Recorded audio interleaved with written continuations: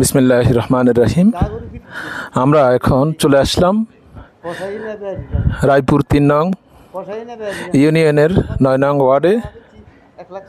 এখানে হোসেন আহমদ ভাই একজন খামারি, বহু পুরানো খামারি তিনি। আজকে চলে আসলাম সেই হোসেন আহমদ ভাইয়ের খামারে। এসে আসলে আমরা আমাদের খুবই সৌভাগ্য বলতে হবে, আমরা সেই হোসেন ভাইকে ওনার খামারে আছেন বলে আমরা জানতে পেরেছি। এই হচ্ছেন কুমার ভাই। আসসালামু আলাইকুম রহমতুল্লাহ। হোসেন ভাইকে আপনি হোসেন ভাই, মাশাআল্লাহ। আমরা ইতিমধ্যে খামারে এসে আমি সেই চাষি ভাইকে পেয়ে গেলাম। এই পর্যায়ে আমি আসলে যদি ওনার খামারের চিত্রটি আমি আপনাদের সামনে তুলে ধরি তাহলে এটাই দেখবেন, খুবই পরিপাটি, একেবারে একজন প্রকৃত খামারির যে পরিবেশ রাখার কথা, যে পরিবেশ থাকার কথা, আমি আসলে সেটাই পেয়েছি। যদিও বা কয়েকটি খামার ঘুরে আমি দেখতে পেলাম যে খুবই আগোছালো, দুর্গন্ধ এবং পরিবেশ অনুপযোগী, কিন্তু আমরা হোসেন ভাইয়ের এখানে এসে ঠিক তার ব্যতিক্রম দেখতে পেলাম। এবং তিনি গরুকে তো সম্ভবত হোসেন ভাই ন্যাচারাল খাবারই খাবার না, ঘাস ঘাস খৈল এইসবই তো নাকি? নিষিদ্ধ মোটা তাজাকরণের খাবারগুলো তো খাবার না। এটা একটু আপনি মুখের সামনে নেন। আমি এই খানা খাওয়াই না স্যার। যাক, অনেক ধন্যবাদ। আপনি কেমন আছেন হোসেন ভাই? আলহামদুলিল্লাহ ভালো আছি। অত্যন্ত হাস্য উজ্জ্বল, খুব ভালো মনের অধিকারী একজন মানুষ। আমি হঠাৎ করে দেখলেই আমি আসলে বুঝতে পারি। আপনি এই খামারের সাথে কত বছর আপনার সম্পৃক্ত? মানে আপনার সত্যিকারই একজন খামারির সাথে আমার এখানে একটু এদিকে তাকান ভাই। আপনি আমার আরো দুইটা ভাই আছে, দুটো ভাই এর খামার আছে। ও মানে আপনারা বংশপরম্পরা খামারের সাথে সম্পৃক্ত? না, আমরা খেতে খাটি না, খামারের মানুষ। যাক, আলহামদুলিল্লাহ আলহামদুলিল্লাহ। যাক, এখন এই পরিবেশ, এই পরিস্থিতি গতবার কেমন ঠিক হয়েছে ভাই? আলহামদুলিল্লাহ ভালো হয়েছে। আমার গতবার কোনো বাজারে সাজার আমি করি নি, আমি বাজারে বিক্রি দিয়ে এই খুলে আপনার ঘরের থেকে সব বেরিয়ে না, গৃহস্থে না, আমরা লিখে নালে সব সময় কম দামে হয়। রাখ পালে গরু নেই আমার দরকার নেই। আমার গরু যেটা সহজ হয়, গরু সিনের লাগে না। গরু যে সারে কই 8টা মুকাম, এক মুকাম না থাকলে 5,000 নাই গরু, 7,000 নাই গরু, একটা মুকাম 8টা মুকাম গরু। গতবার হোসেন ভাই গতবার কেমন ব্যবসা হয়েছে আপনার? আলহামদুলিল্লাহ হয়েছে খারাপ। আর এবারের প্রস্তুতি কেমন? এবার আলহামদুলিল্লাহ দোয়া করে মারি হতো নাই। আমি আলহামদুলিল্লাহ ঠিক আছে। আমি বাজে আছি। মানে কোরবান কেন্দ্রিক কতগুলা গরু বিক্রির প্রস্তুতি আছে আপনার? ধরেন না, আমার এই অঞ্চল আজবানি ব্যবসায়ীতে আছে, সেটা আর বেশি নিলে 4.5 লই যেতাম না। 4.5 নিলে আমার দরে দামে বনি বনা হলে দিয়ে দিতেন। মানে 4.5 2,000 5,000 10,000 ব্যবসা তো নাই দিয়ে দিব।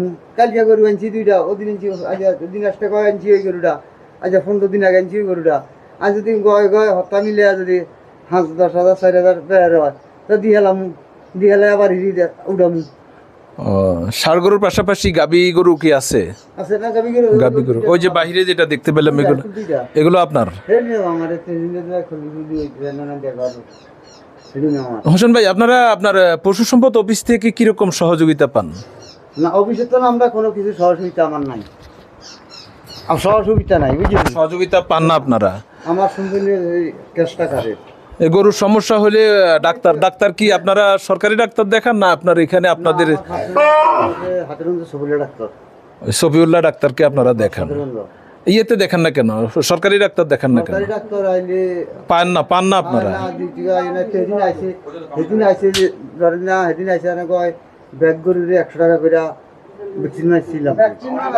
আচ্ছা, ভ্যাকসিনটা তো ফ্রিতে দেয় সরকার? 100 টাকা করে দিছি আমি। আইতো না কইছে, আরে আমি কিছু আমি রাগ করে দিই, আমি হিন্দি ফক করে দিছি। না আমার আসল 12-14 টাকা। অনেক ধন্যবাদ আপনাকে। আমরা হোসেন আহমদ ভাইয়ের সাথে দীর্ঘক্ষণ কথা বললাম। তিনার সাথে যখন কথা বলতেছি দর্শক, তখনই আরও 2জন বয়োবৃদ্ধ প্রবীণ মুরব্বী আমাদের সাথে এসে দেখা করলেন। মুরব্বী, আপনার পরিচয়? আমরা কৃষি কাজে গাই গরু করি, গরু কথা খালি কিনি বেশি গাই খাই। হোসেন ভাই তো একজন প্রকৃত চাষি, দীর্ঘদিন থেকে উনি এই আপনার খামারির সাথে সম্পৃক্ত। একেবারে উনি একটা কথা অভিযোগ করছেন যে সরকারিভাবে কৃষি পশু অফিস থেকে কোনো রকম সহযোগিতা করে না। এই যে আমরা কৃষি চাষা করি, আমরা চাষা বুঝতে আমরা কিছু হয় না। গরু কোথার তো ভালো কথা, গরু কোথার শিখি আমরা কৃষি অফিসে জি, এটা ডাক্তার সাহেবের সাথে কথা বলবো পরে। আমরা কৃষি অফিসে ও মানে আপনো খামারি, হয় ধরেন তার মানে হোসেন ভাই তাহলে সত্য কথা বলছেন। আমাদের আর ভাই আছে হচ্ছে কিনারও গরু আছে, তো এই আমরা তিন ভাইয়ের একটা হিসাব। যাক, অনেক ধন্যবাদ মুরব্বী আপনাদেরকে। আসলে এটি খুবই হৃদয় বিদারক, খুবই দুঃখজনক, বেদনাদায়ক কথা। রাষ্ট্র পর্যাপ্ত বরাদ্দ থাকার সত্ত্বেও যদি প্রকৃত খামারিরা সেই সুবিধা থেকে বঞ্চিত হয়, তাহলে অবশ্যই ঊর্ধ্বতন মহলের উচিত এই বিষয়ে দৃষ্টিপাত করা। আমরা কর্তৃপক্ষ বরাবর অনুরোধ জানাবো যেন বিশেষ করে আমরা যাদেরকে নিয়ে প্রতিবেদন করতেছি সে খামারিদের ব্যাপারে প্রয়োজনীয় ব্যবস্থা নিয়ে থাকেন এবং রাষ্ট্রীয় বরাদ্দগুলো যেন তারা যথাযথভাবে পেয়ে থাকেন। এই পর্যায়ে আসলে এই এলাকাতে যিনি চিকিৎসা দিয়ে থাকেন সেই ডাক্তার সাহেবের সাক্ষাৎ পেয়ে গেলাম কাকতালীয়ভাবে। হ্যাঁ হ্যাঁ, এআই টেকনিশিয়ান ভাই, নাম কি? ফারুক ভাইয়ের সাথে দেখা হয়ে গেলে একটু যদি ফারুক ভাই বলেন কি অবস্থা। আমরা আসলে এখানে অনেকগুলো খামারির সাথে কথা বললাম, ওনারা অ্যাভারেজভাবে আমাদের সাথে যেটা শেয়ার করলেন খুবই দুঃখজনকভাবে যে ওনাদেরকে পশু সম্পদ অফিস থেকে সেরকমভাবে সহায়তা করতেছেন না বা পরামর্শ দিচ্ছেন না। এই অভিযোগটি আমি আসলে একেবারে ম্যাক্সিমাম খামারি থেকে পেয়েছি। ব্যাপারটি সম্পর্কে আপনি কেমন অবগত আছেন? আমরা জানি যে হয়তো অফিসে গেলে পরামর্শ দেয়, এছাড়া এখন ওনাদের লোকবল কম, ওনারা আসলে ঠিকঠাক মতো ডাকলে আসতে পারে না, আসে না, লোকবল কম মনে হয় আমার। এই কারণেই মূলত। আর আমি এখানে এক খামারি ভাই বাচ্চু ভাইয়ের সাথে কথা বললাম, উনি বললেন যে দীর্ঘ 1 বছর উনি পশু অফিসে যোগাযোগ করেন। আমি বললাম এই ক্ষোভের কারণটা কি? বলছে ভাই যোগাযোগ করতে গেলে আসলে যে সময়টা ওইটাই বৃথা। এটা কিন্তু একজন খামারির জন্য খুবই দুঃখজনক কথা। এই কারণে আমরা ওই আমি ডাক্তার সাহেবরা আছে, আমরা ফোন করি। যাক, আলহামদুলিল্লাহ। আপনি কেমন সহযোগিতা করতেছেন বা কেমন সাপোর্ট দিতেছেন আর খামারিদের থেকে কেমন সাপোর্ট পাইতেছেন? আমরা তো আসলে ওইভাবে চিকিৎসা করি না, বড় সমস্যা হইলে আমরা সরকারি ডাক্তারের সাথে যোগাযোগ করি। ছোটখাটো হয়তো প্রাথমিক যে ট্রিটমেন্টটা ওইটা আপনারা দিয়ে থাকেন। আমরা হলো এআই টেকনিশিয়ান। প্রাথমিক লেভেলে যে ট্রিটমেন্টটা পরামর্শটা ওইটা ওনারা দিয়ে থাকেন। অনেক ধন্যবাদ। কাকতালীয়ভাবে যদি আপনাকে পেয়ে গেলাম, এটা আমার। আমি সবচেয়ে আবেদন জানাবো যে এই যে এখন লাম্পি স্কিন ডিজিজ হয়, এই ডিজিজটা যাতে ভ্যাকসিনগুলো সরকারিভাবে অ্যাভেলেবেল মানে করে সরকারের পক্ষ থেকে, না হলে এগুলা ট্রিটমেন্ট করেও গরু ভালো হয় না। আর এরকমের খামারিরা লোকসান গুনতে হয়, খামারিরা সচেতনতা করা হয় না, ভ্যাকসিন পাওয়া যায় না, এগুলা বিরাট অবস্থা, বাচ্চা মৌরি একবারে অবস্থা খারাপ হয়ে যায়। এখন সবচেয়ে চিন্তার বিষয় হলো ভ্যাকসিনের ব্যবস্থা করতে হইব, খামারিদের ভ্যাকসিন দিতে হইব। আর একটা গরু কিনে যদি 10 টাকা কমে বিক্রি করে খামারির গায়ে লাগে না, কিন্তু একটা গরু রাখার পরে যদি খামারের মারা যায় তাহলে ওই খামারি আর ঘুরে উঠতে দাঁড়াতে পারে না। সবচেয়ে বড় ভ্যাকসিনগুলো সহজলভ্য করতে হইব সরকারের পক্ষ থেকে, এটাই আমাদের দাবি এবং খামারিদের দাবি। অনেক ধন্যবাদ ফারুক ভাই, আপনি আমাদেরকে সময় দেওয়ার জন্য। আমি আসলে এখানে কাকতালীয়ভাবে আরেকজন খামারি ভাইকে পেয়ে গেছি। ভাই, একটু আপনার নামটা বলেন। আমার নাম হোসেন। একই তো 2 মিটারে পাই গেলাম। আমার নাম হোসেন। আমার এই গরু একটা মারা গেছে। এটা কবেকার ঘটনা ভাই? এটা পরশুকার ঘটনা, পরশুকা মারা গেছে।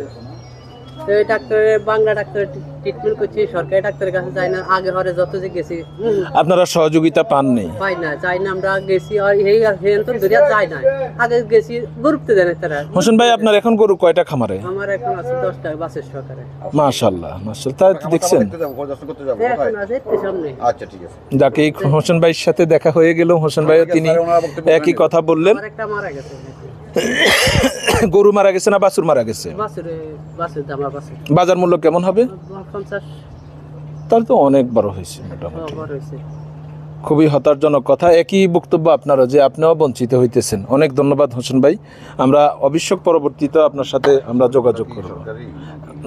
সর্বশেষ আমরা আসলে হোসেন ভাই খুবই সৌভাগ্যবান একজন মানুষ বলতে হবে। ওনার সাথে এলাকার স্থানীয়দের সাথেও খুবই সুসম্পর্ক, যেমনটি আমরা এসে দেখতে পেলাম।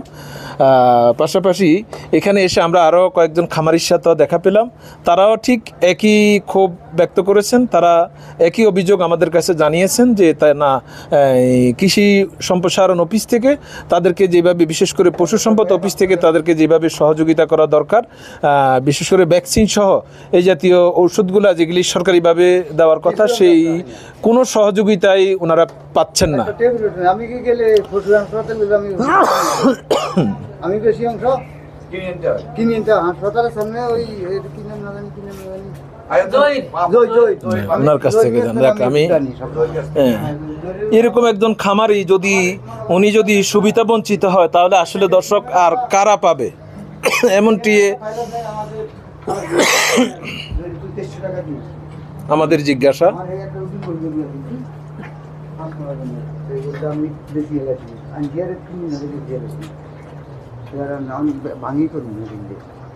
যাক, ঠিক আছে হোসেন ভাই, অনেক ধন্যবাদ। আপনার এই খামার এবং আপনার দেওয়া নাম্বারটা আমরা স্ক্রিনে দিয়ে দিব। যারা প্রকৃত ক্রেতা, বিশেষ করে কোরবানকালীন সময় যারা কোরবানের জন্য গরু সংগ্রহ করতে চায়, যেন সুলভ মূল্যে স্বাস্থ্যসম্মত নিরাপদ গরুগুলো যেন আপনার কাছ থেকে ক্রয় করে। ঠিক, ওকে, সালাম।